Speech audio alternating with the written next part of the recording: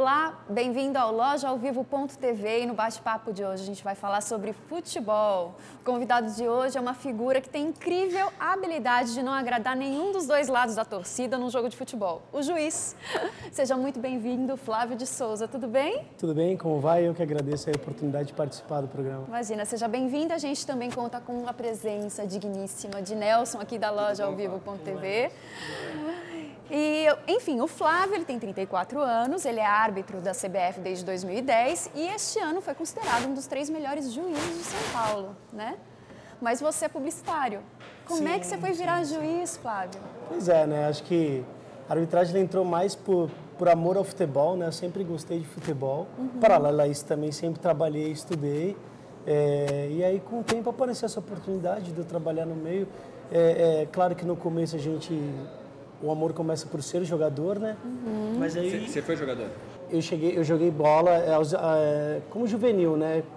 Eu cheguei quase à categoria júnior. Que posição você jogava? Jogava no meio de campo, era bom de bola, hein? Era melhor que juiz? Você jogava? Não, eu sou melhor árbitro do que jogador. Você jogava na Portuguesa, é isso? Jogava na Portuguesa e fiz vários testes em outros times de São Paulo também. Que aí você passava um período em testes, mas onde eu consegui jogar mesmo foi na Portuguesa, mas que com o tempo também, jogador de futebol, ao contrário de todos pensam, é muito difícil, né? Não todos acham que tem que ter um padrinho e tudo mais, mas não é só isso também não. Tem que saber jogar bola e por ter essa dificuldade toda, eu acabei indo estudar. E pegando seu gancho aqui, para ser juiz precisa de padrinho? Não precisa. Mesmo porque hoje, com a quantidade de câmeras que tem, com a cobrança que tem em cima, realmente ele tem que ser competente no que faz. Né? Então, o apadrinhamento não vai segurar árbitro em lugar nenhum. Você acha que é mais difícil apitar hoje do que apitar 20 anos atrás? Eu acredito que sim, por várias evoluções, né? A evolução física dos atletas, então o árbitro também, para ele se condicionar, é muito mais difícil do que antigamente, não que não tivesse dificuldade, né? Porque cada um vivia o seu período, né? E hoje também com a tecnologia, né? Então, né? Hoje você tem 20 câmeras ali que pegam Exatamente, todos os anos, Errou, né? tem prova que você errou, né? Exatamente, por isso também, ao mesmo tempo que a câmera ela mostra que você errou, mas ela também pode ser sua amiga, mostrando que você acertou, né? Você apita há quanto tempo? Eu apito hoje, já tem 11 anos, né? Quando você começou não tinha a comunicação? Quando eu comecei ainda não tinha comunicação, mas Quando que mas você fez logo sua começou. estreia nos Jogos da Primeira Divisão? Em 2006 eu estreiei na primeira divisão no jogo Corinthians e Juventus no Campeonato Paulista. Inesquecível, né? Foi inesquecível. Lembra? Esse jogo para mim ele é marcante, né? Então, mas ele é marcante. só falando da comunicação, hoje você acha que ela às vezes ela atrapalha? Né? Você como que é para você? O que tem que ficar bem claro para todos é que o árbitro que toma a decisão. Sim. Todos se comunicam, todos do campo, árbitros e os assistentes, somente. Não tem interferência externa, não tem nada. Então a comunicação é feita só pela gente. E quem toma essa decisão é o árbitro. Então, assim, o assistente ele passa a informação, o árbitro vai analisar, mas essa análise que eu estou falando é 1,5 segundos. E ele tomar a decisão. Né? Ele Você tem que estar já convicto. apitou alguma coisa que você falou, errei, não era isso aqui, agora não dá para voltar para trás? Acontece. Já aconteceu. Por exemplo, quando você tem que Já apitar aconteceu. um clássico, você fica muito nervoso? Como é que você se prepara antes? Então, eu fui apitar o meu primeiro clássico depois já de alguns anos de experiência. Claro que você fica nervoso. É um clássico, mas quando E você... era o quê? Palmeiras e Santos. Inclusive foi esse ano. Mas eu já tinha 9 anos de Série A apitado em São Paulo. Então eu já vinha com uma experiência, dá aquela ansiedade da estreia, dá aquele pouco de nervosismo, mas você já, de certa forma, você já é experiente. Você já conhece o jogador, já sabe como que é o clima ali, então você já vai preparado para isso. Agora, se você chegar num clássico inexperiente, eu acho que é bem complicado. Pesa, né? Pesa. Eu estava falando, né? De você Experiência errou, né? Você viu que você errou, como é que isso você continua para o jogo? Como é que isso te influencia? Você não esquece e continua ou isso dá uma balada? Aí onde entra a experiência do árbitro. O árbitro ele tem que estar preparado para isso. Quando ele sentir que errou, isso se torna um lance isolado. Apesar que é inevitável que esse lance ele se estenda para o resto de todas as outras suas decisões. É inevitável isso. Porque o jogador tem a mania da compensação, a torcida, ele vai trabalhar no seu emocional. O jogador mais chato, aquele que é mais novo e que mais, ou é aquele mais velho, que tem mais experiência e como que é? Que enche mais a paciência? O jogador mais novo, ele é mais afoito. Ele chega de maneira mais desesperada e você consegue podá-lo Agora, o mais experiente, não. Vai manipulando. Ele sabe como chegar em você, ele sabe como chegar, ele sabe como ele pode te desestabilizar. Mas esse cara também, às vezes, ele é muito consciente de tudo, que ele está acostumado com esse tipo de situação. O jogador mais novo, não, ele vai para o inconformismo, porque ainda não está muito habituado, sabe que erros acontecem. Então, o árbitro ele tem que ser assim, ele tem que ter um jogo psicológico muito bom. Sim. Ele tem que saber lidar com cada atleta. O tratamento ele é individual, independente da experiência. Como é que é a rotina de um juiz? Não é fácil. A rotina de um árbitro ela é bem complicada porque pela evolução do futebol, pela evolução física, nós temos que evoluir. Hoje no Brasil os árbitros eles ainda não são profissionalizados no sentido de só trabalhar com isso. Ou seja, eu tenho tempo só para me dedicar fisicamente. Isso não acontece hoje. Todo árbitro ele tem uma outra atividade e ele intercala isso com a arbitragem. Então a rotina é muito difícil. Você tem que fazer o seu dia a dia no seu trabalho e você tem que ter tempo para treinar. Você tem que se colocar em forma e também tem família, tem tudo. Então, é uma rotina bem corrida. Além de ser juiz, o que você faz? Eu sempre trabalhei, eu sou publicitário formado, né, mas eu sempre trabalhei com propaganda de indústria farmacêutica. Nossa! Então, é aquela briga de resultados e aí você viaja, no outro dia tem que estar pronto também para trabalhar. Então, hoje acho que é a grande dificuldade do árbitro para os jogos. O jogador ele se prepara para um jogo muito importante e o árbitro que vai para um jogo que é tão importante da mesma forma para ele, mas a preparação foi diferente. Mas ser um árbitro da CBF não mudou a tua carreira? Não mudou nada na sua carreira? Mudou, não, muda tudo. Os jogos que você faz, claro, assim, financeiramente muda. Mas as responsabilidades, elas aumentam também. E o árbitro ele não pode abrir mão do emprego dele mesmo, porque ele ganha por jogo. Hoje nós ganhamos por jogo. Se ele não é sorteado? Se ele não é sorteado, ele não vai ganhar. Apesar que, assim, quem é do quadro hoje da CBF sabe que sempre vai sobrar um jogo. Sempre vai ter um jogo, exatamente. Sempre vai ter um jogo.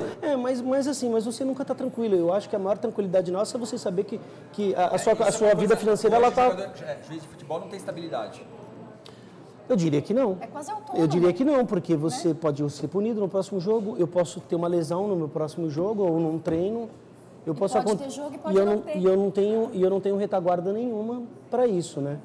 E você acha que isso, para o nível de arbitragem, você acha que isso influencia? Você acha que a gente teria melhores árbitros se a gente tivesse isso como profissão, se tivesse um preparo, se tivesse um planejamento? Como é que você vê isso?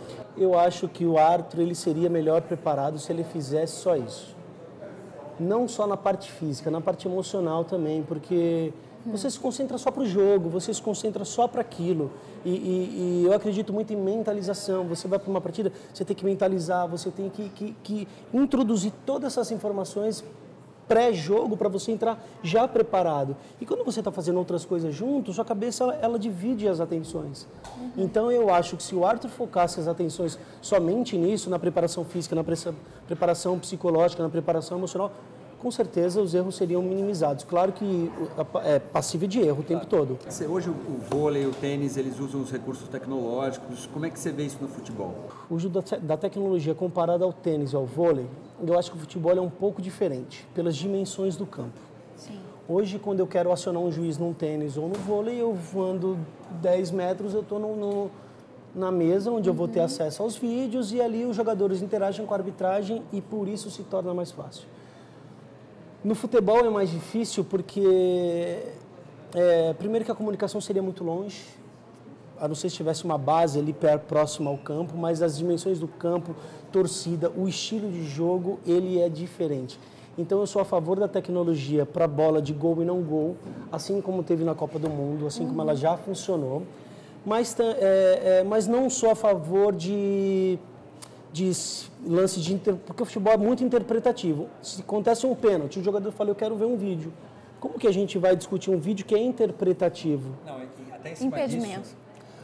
O impedimento, ele pode até ser utilizado a tecnologia, mas eu acho que com limite muito baixo de intervenções. O futebol ele já é polêmica pura, né? Sim. Se isso acontece, ia ficar mais polêmica ainda. Quem que é o seu ídolo na arbitragem? Meu ídolo ele é recém-aposentado, Wilson Luiz Seneme. E por que você E Paulo César de Oliveira também. Eles são os 2 árbitros FIFA de São Paulo, porque são árbitros que gerenciaram muito bem a sua carreira. Eles são solidários? A categoria é solidária? Ela é unida? A categoria poderia ser mais, mas tem a sua união também. Mas acho que toda... Até para vocês terem uma situação mais estável, né? Sim, nós poderíamos brigar juntos por isso, eu acho também, mas é que acaba cada um brigando pelo seu e quem chega quer abraçar, mas eu acho que nós poderíamos ser mais solidários. Pergunta de mulher no bate-papo, vou falar de assédio, porque a gente sabe do assédio dos jogadores. jogadores. A gente sabe que tem a Maria Chuteira, né? Tem a Maria Apito? Tem Como é que é o assédio? Não, eu acho que é mais para os jogadores de futebol mesmo. Quando você vai no campo... Ninguém olha para o juiz. A juiz esteira, né? Mas no campo mesmo é mais as mulheres que vão, mais para os jogadores e tal. Às vezes brincam com a gente, né? Porque árbitros mais novos, assim, acaba tendo brincadeira. Mas eu acho que a grande maioria das mulheres, elas gostam dos jogadores. Sua mãe vai assistir aos jogos? Vai. Minha mãe foi pouquíssimo. Quando você falou para sua mãe, você é juiz de futebol, ela falou o que para você? Tem certeza, filho?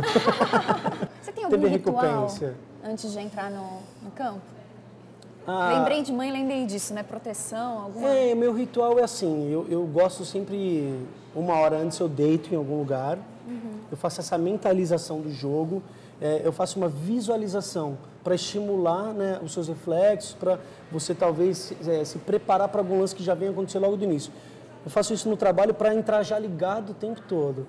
E aí, claro, você faz a sua concentração. Eu como árbitro, o árbitro ele acaba sendo o líder, né? E eu sou aquele líder que gosta de pôr o time para cima. Então, vou trabalhando a cabeça de cada um, momentos antes de entrar na partida, vou falando da importância, mas também vou dando tranquilidade para quem está comigo, seja ele experiente, seja ele mais novo. Então, acho que essa é a minha rotina antes do jogo, é me concentrar, trabalhar a equipe que vai trabalhar, que vai estar comigo no jogo e claro, pensamento espiritual, pedir para Deus, proteção para o jogo, porque precisa, né? Que não vai ser fácil e é mais ou menos essa preparação. E se você pudesse, para encerrar aqui, mandar uma mensagem para o torcedor, quando ele vai entrar no estádio, se ele lembrar do juiz, o que você falaria para ele? Torcedor, lembre que é muito difícil para a gente ser árbitro, lembre que não é fácil, nós estamos ali sempre para acertar. A arbitragem, ela nunca vai entrar no campo para ser tendenciosa para um lado, ela vai sempre entrar para fazer o melhor. Doer quem doer. Obrigado, Flávio, por ter vindo. Nelson, eu te agradeço a oportunidade, muito obrigado. Muito obrigada pela sua participação, foi incrível. E o bate-papo de hoje falou de futebol, assunto melhor não tem, não é? Te espero aqui na próxima. Até mais.